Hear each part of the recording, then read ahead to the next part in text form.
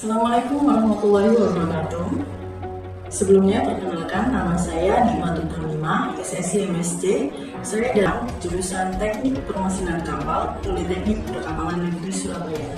Pada kesempatan kali ini saya akan menjelaskan tujuan dari pembuatan video ini, yaitu untuk memenuhi salah satu persyaratan sertifikasi dosen tahun 2024, yaitu pernyataan diri dosen unjuk kerja tridharma perguruan tinggi atau bisa disingkat PDD UKT-PT aspek bidang pengajaran.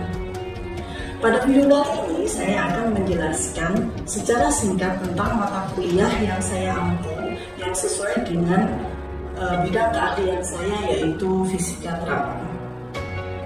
Mata kuliah fisika terapan sendiri merupakan mata kuliah wajib pada semester pertama di jurusan Teknik Permesinan Kapal. Dengan menerapkan pembelajaran case method dan kurikulum merdeka, jadi mata kuliah fisika terapan sendiri itu memiliki bobot 3 SKS, di mana 1 SKS merupakan teori dan 2 SKS-nya adalah praktik. Nah, di PPNS sendiri merupakan sekolah vokasi di mana pembelajaran yang disampaikan kepada mahasiswa itu cenderung lebih banyak ke promosi praktik. Jadi untuk mata kuliah fisika terapan sendiri itu memiliki capaian ajaran, yaitu mahasiswa mampu untuk menerapkan teori fisika, sains, dan prinsip rekayasa di dalam proses fabrikasi sesuai dengan standar untuk menyelesaikan masalah desain, fabrikasi, dan inspeksi pada suatu instalasi atau sistem proyek. Kemudian beberapa topik atau materi yang akan disampaikan pada perkuliahan fisika terapan ini ada 16 kali pertemuan dalam satu semester, yaitu meliputi materi tentang vektor, mekanika gerak, diantaranya ada kinematika gerak lurus, dinamika partikel, kerja dan energi, dinamika rotasi. Selanjutnya ada mekanika fluida dan juga perpindahan panas, termodinamika, hukum Coulomb atau listrik statis, dan juga listrik dinamis sampai pada materi medan magnet. Sistem penilaian pada mata kuliah fisika terapan ini yaitu 10% diambil dari porsi kehadiran dan juga 20% dari tugas atau laporan. Kemudian 30% dari nilai ETS atau evaluasi tengah semester dan juga 40% dari nilai EAS atau evaluasi akhir semester. Nah, yang mana presentasi tersebut sudah disepakati dan disampaikan kepada mahasiswa pada saat kontrak kuliah pertama kali beserta penyampaian RPS mata kuliah dalam satu semester. Media pembelajaran yaitu menggunakan WhatsApp group, di mana WhatsApp group ini digunakan untuk berdiskusi dan juga berkoordinasi selama tidak bertatap muka langsung. Selain itu juga menggunakan media LMS untuk penyajian materi secara online, sharing modul atau job sheet, serta pengumpulan tugas dan laporan. Nah, berikut saya sertakan cuplikan video pembelajaran pada mata kuliah fisika terapan dengan topik mekanika gerak. Silakan. Pertama-tama, mahasiswa dapat mengakses LMS sesuai dengan mata kuliah yang mereka ambil. Dalam hal ini, mereka bisa membuka mata kuliah fisika terapan yang mana di dalamnya sudah tersedia RPS, modul praktikum, dan juga materi tiap minggunya. Di dalam pertemuan tiap minggu, mahasiswa diwajibkan untuk mengumpulkan tugas yang sudah disediakan. Selain itu, mahasiswa juga diwajibkan untuk mengumpulkan laporan hasil praktikum pada menu laporan yang ada di dalam LMS tersebut.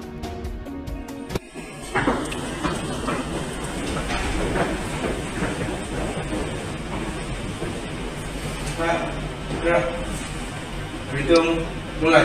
1, 2, 3, 4, 5, 6, 7, 8, 9, 10, 11, 12.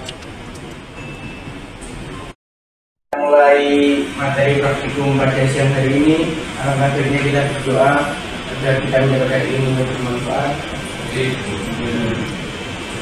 Doa yang kembali ke masing-masing. Doa mulai.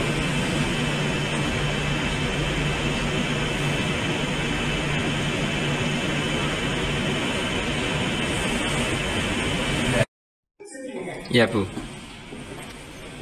Assalamualaikum warahmatullahi wabarakatuh. Waalaikumsalam warahmatullahi wabarakatuh. Jadi hari ini untuk praktikum pertama semuanya sudah bawa modul praktikumnya ya? Bisa dibuka? Bab pertama itu apa? Gerak pada bidang ring. Tujuan praktikum kita kali ini Pak,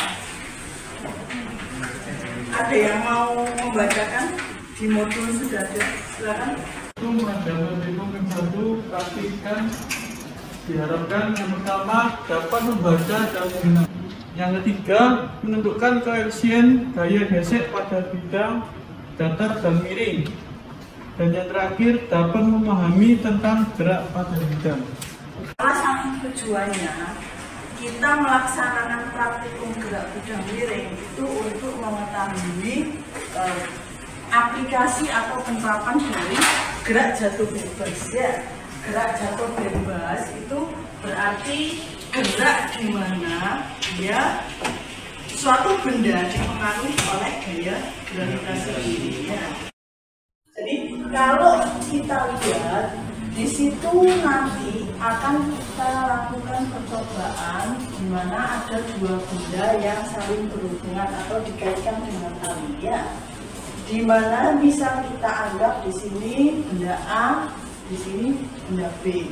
Nah, gerak jatuh bebas itu berarti ketika kamu punya suatu benda yang bermassa, kemudian dia dipengaruhi oleh gaya berat ya. Gaya berat.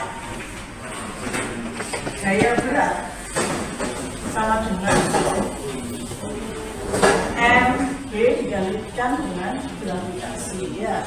Jadi ketika kamu membahas tentang gaya pada masing-masing benda itu harus diperhatikan gaya apa saja yang bekerja ya. Contohnya gaya pada benda A, kira-kira ada benda apa saja di sini ya? Benda A. Yang benda A ketika dia ditarik ada benda yang menarik yang benda B, maka di sini akan bekerja gaya gesek ya. Kemudian dia akan dipengaruhi oleh gaya normal ya. Selain gaya normal juga ada gaya gravitasi atau omega B sama dengan omega A sama dengan MA kali G. Nah, selain itu dia bisa bergerak ke arah sana karena benda yang lain menariknya dari bawah. Di sini ada tegangan ya. Di sini juga ada tegangan. Oke. Jadi masing-masing benda itu sudah memiliki gaya-gaya yang bekerja. Sekarang tujuan yang ketiga kalian itu kan disuruh untuk mencari nilai koefisien gesek ya. Koefisien gesek atau dia bisa dipakai di gaya gesek ini atau bisa dicari melalui gaya gesek yang bekerja ya. Jadi kalau kita kembali ke hukum Newton yang kedua, apakah hukum Newton yang kedua itu? Sigma F sama dengan MA. M kali A ya, M kali A. Di mana massa berarti benda yang memiliki massa. Ketika kalian praktikum nanti bisa ditimbang langsung dengan kacanya ya. Bisa diketahui massanya berapa, nanti ditulis atau dicatat. Kemudian karena di sini kan ada dua benda yang bekerja, masing-masing kita pecah. Misal pada benda A yang bekerja gaya apa saja? Gaya di sini kan sigma F berarti total keseluruhan gaya yang bekerja pada benda A. Ya, kita pecah dulu. Di benda A, berarti di sini ada Fs yang arahnya ke kiri. Kemudian ada tegangan tali yang arahnya ke kanan. Jadi kita jadikan acuan bendanya berjalan ke kanan. Karena bendanya berjalan ke kanan, berarti kita anggap yang T ini yang positif ya, arah kanan. Yang Fs ini negatif, berarti T min Fs kemudian sama dengan MA kali A.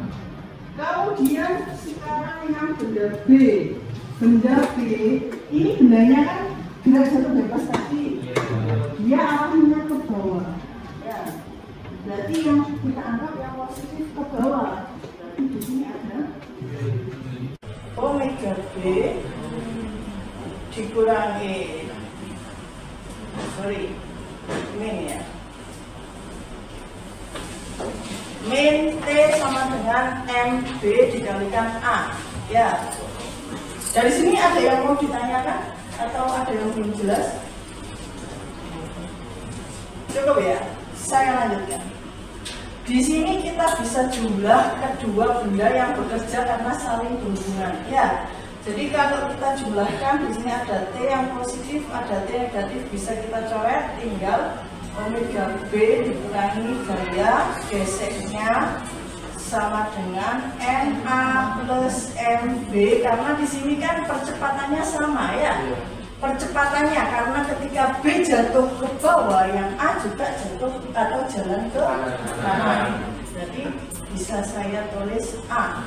Sekarang pertanyaannya, ketika kita praktikum, koefisien apa saja yang bisa didapatkan di sini? Ini saya pecah. Kemudian G dan MA sama MB. Sekarang yang belum didapat adalah A.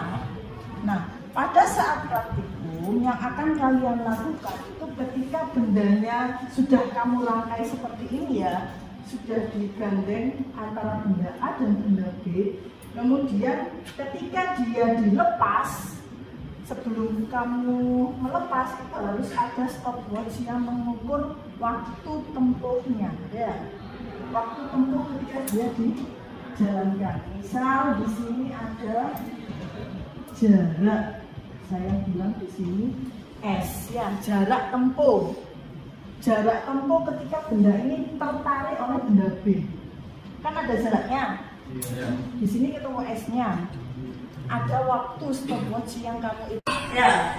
Berarti kalau menghitung nilai A-nya didapat dari mana? Kita menggunakan rumus S sama dengan setengah AB kuadrat atau A sama dengan 2-nya naik 2S per B kuadrat. Nah, ini bisa kita pakai atau kita ambil dari praktikum ketika kalian ngambil datanya ya. S-nya bisa dicatat, bisa diperoleh dari sini. T-nya bisa kamu dapatkan saat praktikum. Akhirnya A-nya bisa dapat. Sekarang yang belum ada tinggal mu S. Dari sini kamu bisa hitung nilai mu S-nya sama dengan MA plus MB dikurangi MB kali J per MA kali J. Sudah dapat. Ini nanti yang harus kalian analisis, yang akan ditulis juga sama di laporannya ya. Mu S atau koefisien gesek pada benda. Jadi nanti pada saat praktikum benda yang akan kalian gunakan itu bermacam-macam. Ada yang dari tembaga, ada yang dari kayu, atau ada yang dari aluminium, PVC ya. Masing-masing benda itu memiliki nilai koefisien gesek yang berbeda. Tetapi kalian harus ingat bahwa nilai mu itu harus antara 0 sampai 1 ya. Dan mu tidak memiliki satuan. Jadi kalau misal hasil analisismu nanti ketika selesai praktikum atau pas membuat laporan itu nilainya lebih dari 1 atau kurang dari 0, berarti ada data yang harus diulangi ya. Berarti ada yang error di situ. Sampai sini ada yang mau ditanyakan? Loh, ini kita punya benda kotak ya. Ini bendanya dari kayu ya.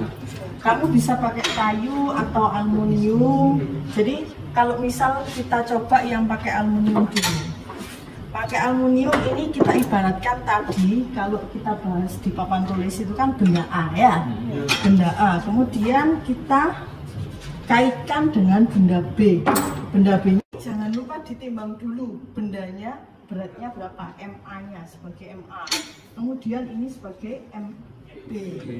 MB sudah diketahui MA sama MB. Terus yang kita butuhkan apa lagi? Jarak tempuh ya. Jarak tempuh di sini kita bisa mengukur dari, misal di sini ya. Kalau kalian lihat bendanya ini kan berhentinya di mana?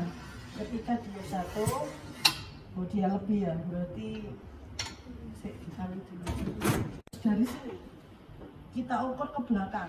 Misal di situ kan ada tabel yang kalian siapkan untuk mencatat datanya. Saya mau ukur S-nya sejauh 50 cm misalkan ya. 50 cm dari nyampe sini. 50 cm berarti nyampe sini. Kalau sudah, ini kamu tahan ya, mulai jalan. Di sini harus di start. Oke, bisa dibantu. Ketika saya lepas, nanti silakan diukur waktunya ya. Jadi nanti kan satu kelompok ada lebih dari satu ya.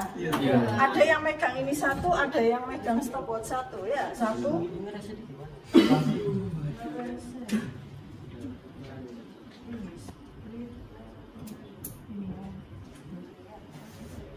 Oke, 1, 2, 3. Matikan. Jadi 1, 2, 3. Oh yang 42. Terus.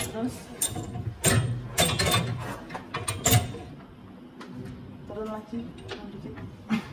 Turun. Oh. Sudah ya. Kalau sudah 30 derajat, kita kunci. Ya. Kita kunci.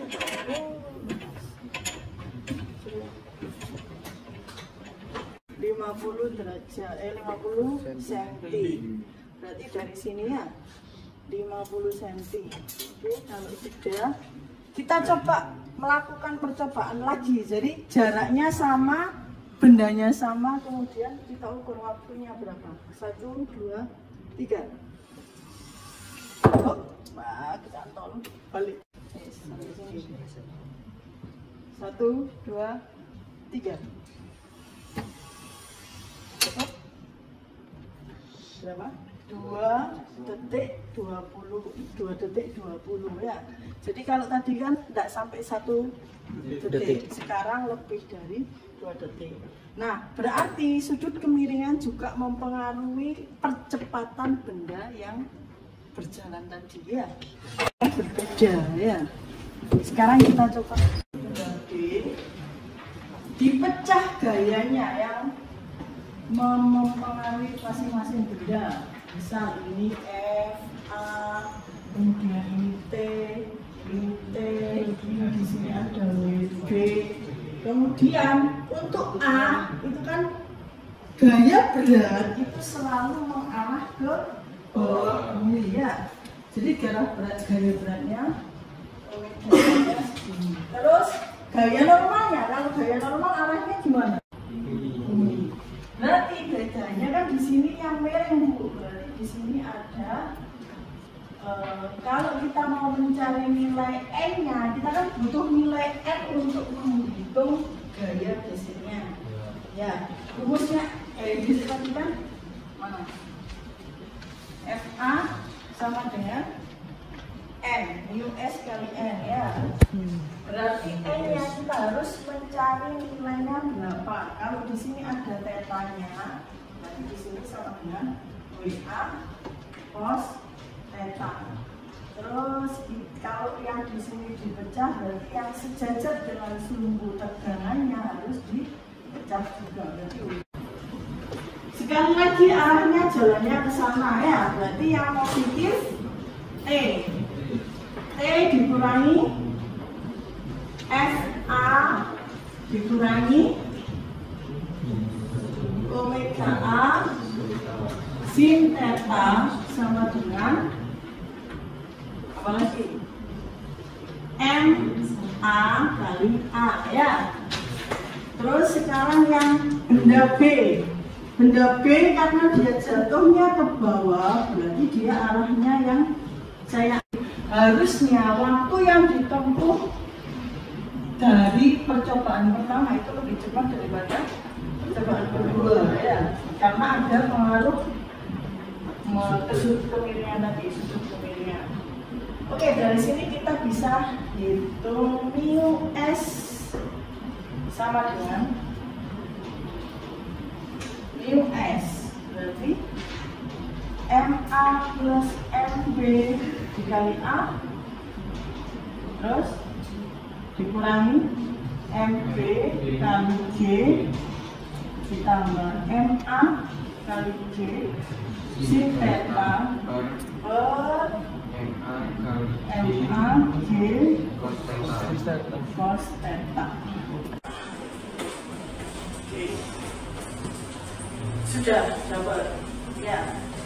Pada praktikum kalian sudah dapat masanya, jaraknya, waktunya. Kalian tinggal memasukkan ke rumus ini, nanti akan dapat nilai mu atau koefisien gesek bendanya.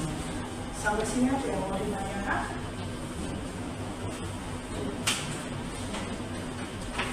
Cukup ya. Ya. Bu, kalau di tabel ini kan ada kolom 3 untuk sentimeternya. Harusnya yang kita praktekkan kan itu 50 cm. Iya. Nah, itu kita sentinya dipilihkan atau kita berikan sini? Kalau di situ 50 cm, di situ kosong ya? Iya, kosong. Berarti bebas. Nanti kamu boleh pakai 50, 60, 70. Yang penting masih sepanjang 16 cm. Boleh bebas. Terus di situ ada 3 kali pengulangan atau 3 kali percobaan yang kalian catat waktunya ya. Oke. Kalau tidak ada pertanyaan kita simulasi.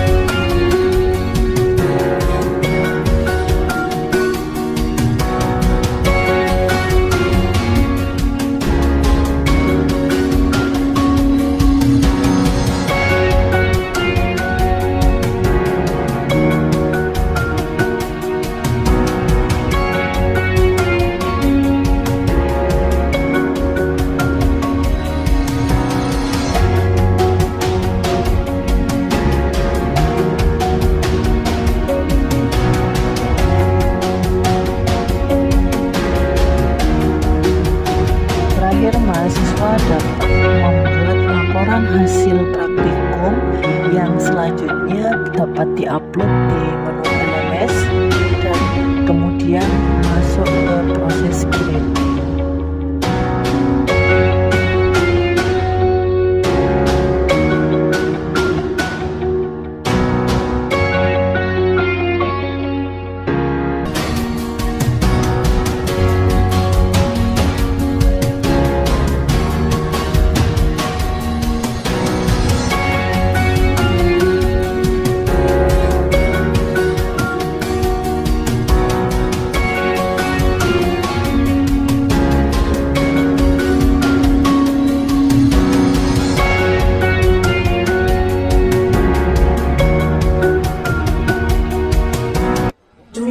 Video singkat dari cuplikan pembelajaran yang telah saya lakukan pada mata kuliah yang saya ampu. Semoga dapat memberikan gambaran terkait kinerja pengajaran khususnya pada mata kuliah Fisika Terapan di Politeknik Perkapalan Negeri Surabaya. Saya ucapkan terima kasih kepada panitia dan tim penilai Smart Cerdos, khususnya Direktorat SDM, Kemendikbudristek, juga tak lupa kepada segenap pimpinan, dosen, dan rekan kerja di Politeknik Perkambangan Negeri Surabaya. Saya ucapkan terima kasih dan wassalamualaikum warahmatullahi wabarakatuh.